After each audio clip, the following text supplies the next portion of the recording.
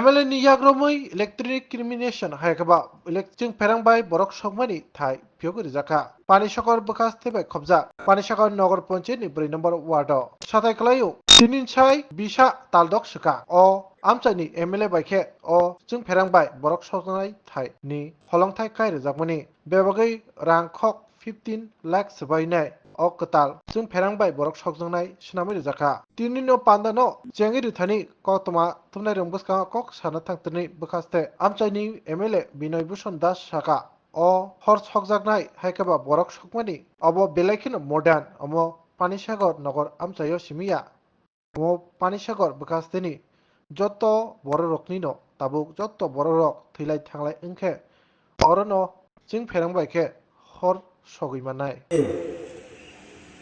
পানিসাগরবাসী যখন আমাকে দায়িত্ব দিল বিধায়কের, নগর পঞ্চায়েতের ফার্স্ট মিটিংয়ে এসেই আমি নগর পঞ্চায়েতকে বলেছি শ্মশান ভূমির কি হয়েছে বলুন। আমি দেখতে পাচ্ছি মানুষের ডিমান্ড, এটাকে পূরণ করতেই হবে।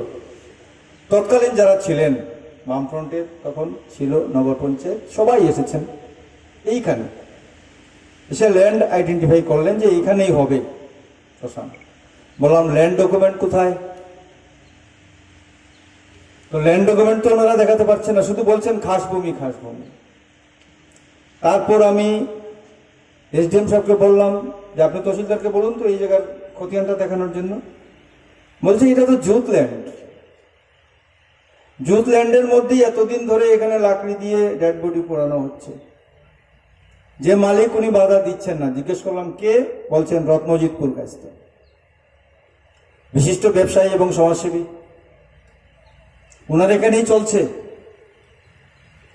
তারপর ওনার বাসায় গেলাম, গিয়ে বললাম আমাদের শেষ ঠিকানাটুকু আপনাকে দিতে হবে। আপনার ঠিকানা ওইটা, আমারও ঠিকানা এটা, সবার ঠিকানা, শেষ ঠিকানা। যেখানে ট্রান্সফার অর্ডার আসলে আর স্টে হয় না, মডিফিকেশনও হবে না। ভগবান পাঠিয়েছেন আমাদের ট্রান্সফার করে এখানে। তারপর বিভিন্ন ডিপার্টমেন্টে আমরা কাজ করছি, ভগবানের কাজ। ট্রান্সফার হচ্ছে, স্টে হচ্ছে, মডিফাই হচ্ছে। কিন্তু ভগবান যখন লাস্ট ট্রান্সফার অর্ডার দেবেন ফাইনাল, সেটা কিন্তু আর মডিফাই হবে না। তো সেই অন্তিম ট্রান্সফার অর্ডার, শেষ ঠিকানা, সেই ঠিকানার কঠোর দায়িত্ব প্রভু আপনাকে দিয়েছেন। এখন আপনি ভাবুন আপনি কি করবেন। আমাদের অনুরোধ আপনি এটা ডোনেট করেন নগর পঞ্চায়েতকে, তবে এটা সম্ভব। উনি কোনো দ্বিধাবোধ করলেন না, বললেন না যে আমাকে সময় দিন, আমি ভাবছি বা চিন্তা করবো। বলছেন হ্যাঁ আমি দিয়ে দেবো।